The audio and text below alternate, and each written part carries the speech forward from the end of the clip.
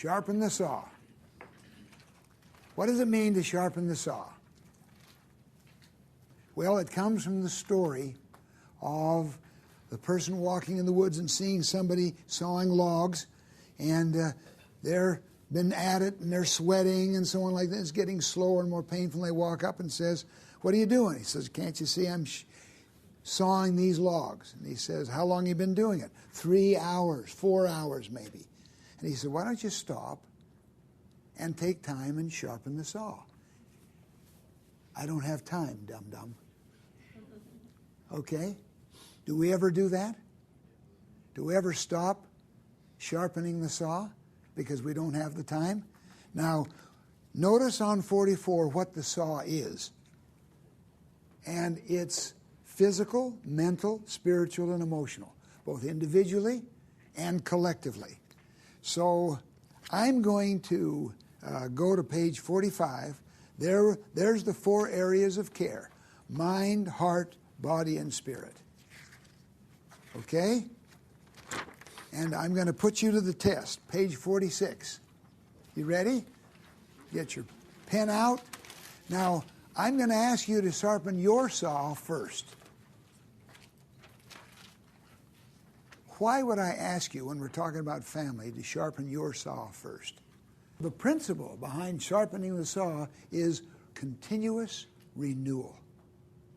Continuous renewal.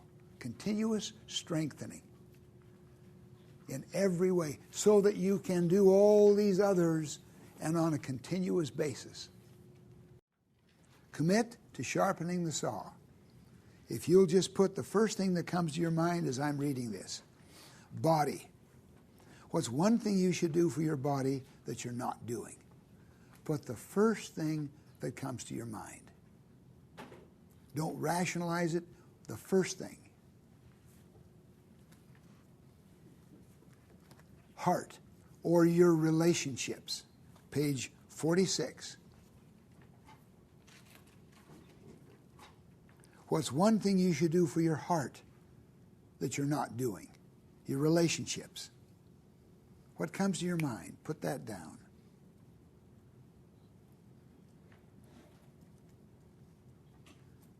Okay? Your mind. What's one thing you should do for your mind that you're not doing? Put the first thing that comes to your mind down.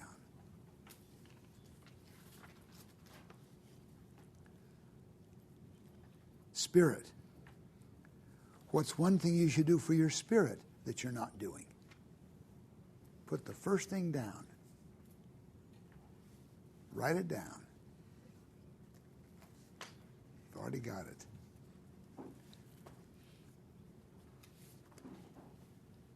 What we're doing is we're listening to our inner voices. Turn to page 47. Commit to sharpening the saw. Body. What's one thing you should stop doing to your body? Put the first thing that comes to your mind.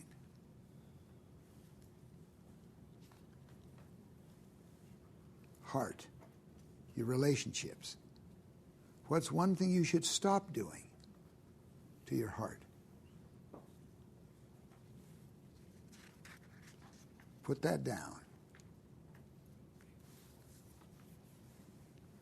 Mind. What's one thing you should stop doing to your mind? Listen to your conscience. And spirit. One thing you should stop doing to your spirit.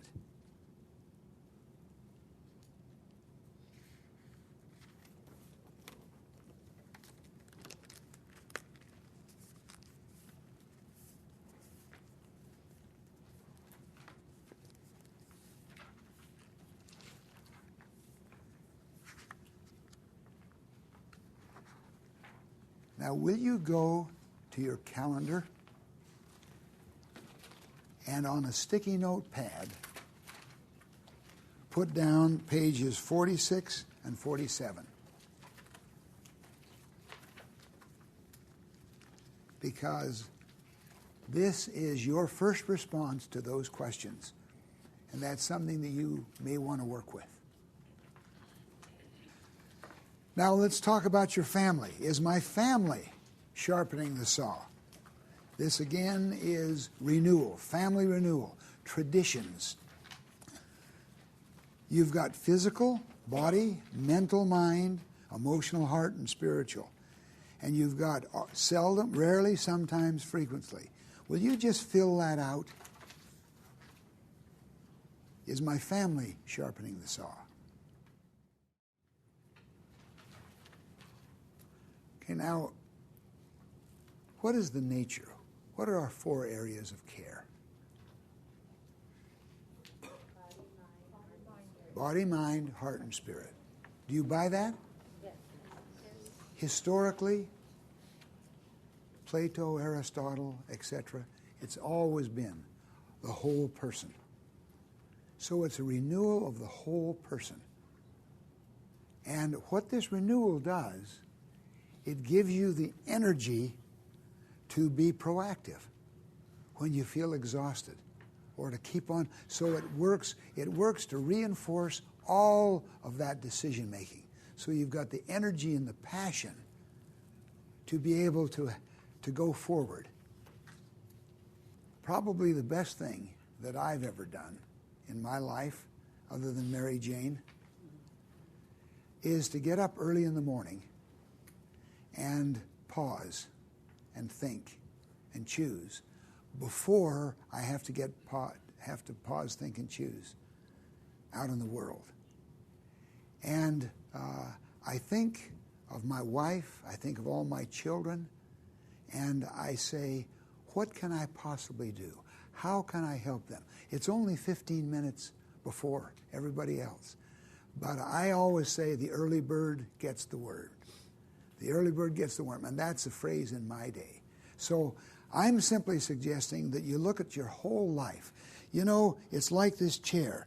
What if this chair didn't have one leg going? Or what if this was a car and one tire was down? Doesn't it have an impact on everything? So sharpening the saw is a holistic.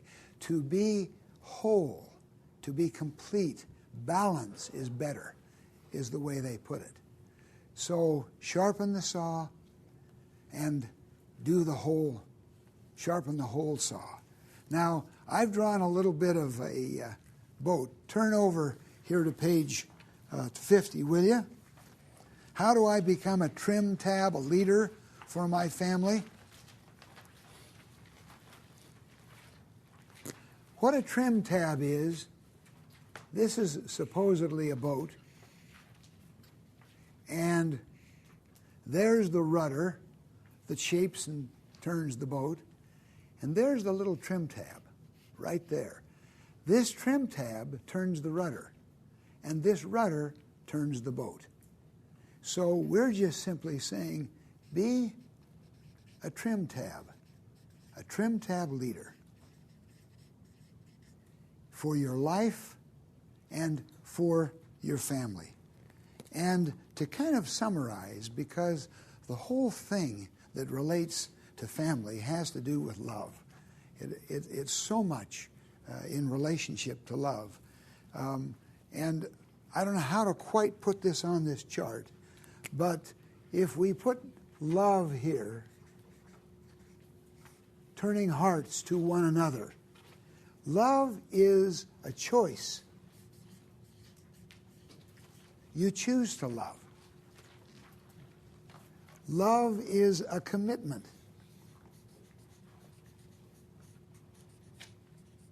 There are all kinds of other alternatives out there, but you've committed. Love is an action. Love her. Be kind to her. There's stories of people that have come into attorneys and say, I can't stand this guy. What do you recommend? And the attorney says, look, just for 3 months, will you just simply be kind to her and love her and be supportive, no matter how you feel? And they say, I'll do it. And then after 3 months, tell them you're going to divorce them, and that'll really hurt them. And they say, good, I'll do that. After 3 months, I know it's sick. After 3 months, they come in and they say, I've been serving her. I've been being kind and unselfish. I love her. I've fallen in love with her. Love is an action. Love is also, unconditional love is to include. Think win-win, not exclude. Not exclude. Include. Bring people in, your hearts. Love is listening first and talking second. It's to understand another person and not judge. Don't be a judge. Be a light. Love is to accept or participate. Participate with others. Don't manipulate. Don't manipulate. This unconditional love of including and understanding and participating is the power. And what it does, it produces, sharpening the saw, literally you have a newness. Continuous newness in your love relationships. And things get better and better and better. So, sharpen the saw. Now, are you dying to know what the hand signs are? Okay? You ready? Sharpen the saw. What do you think those 4 things are? Body, heart, mind, spirit. Body, heart, mind, sharpen the saw. Now, how many believe that for age and stage, early youth, childhood, youth, maturity, older age, that you'll make better life decisions if you'll continuously sharpen the saw? Can we put that up? And so what we're saying in effect is the 7 habits is a framework for effective decision making, lifelong making effective life decisions. It's a flight plan that gives you a destination and something that you believe in, you can rely on, and it will impact the culture. You'll end up with a beautiful family culture, but you've got to be patient, very patient. In conclusion, we have a beautiful film for you we're going to conclude with, but I'm just going to share one little personal story with you, and then we're going to have our film. Our little girl, Rachel, when she was about this high, maybe 5 years old, used to say to me about once a year, well, I'm just going to run away from home. Nobody cares about me around here. I'm just going to run away. And I'd always say, oh, darling, don't run away. And she'd say, I'm going. And she'd run out the door. And then she'd curl up in a little ball in a corner of the front porch or out in the back garden. We had a big tree, and she'd curl up there and wait for me to come. And I'd always go. And I'd put my arms around her, and I'd smooth the hair back from her forehead. And I'd say, all right, darling, now tell me what's making you sad. And it was a hot summer day, I remember. I was in the kitchen, and I felt a little tug, and I looked down, and she said, well, I'm running away. I said, oh, don't, darling. She said, yes, I am. I'm just going to go. Nobody will care. I said, oh, yes, we would. We'd feel terrible. Don't go. She said, I'm going. And she ran out the door. And I got busy, and I forgot to go. In about an hour, I felt her standing behind me. I turned around, and she said, you didn't come. You didn't come. I said, I'm sorry, darling. I got busy, and I forgot. And she said, always come after me, Mama. Always come after me, Mama. Always come after me.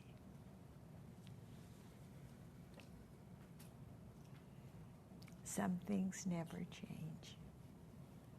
They never change in families. We have a lovely film we're going to show you now.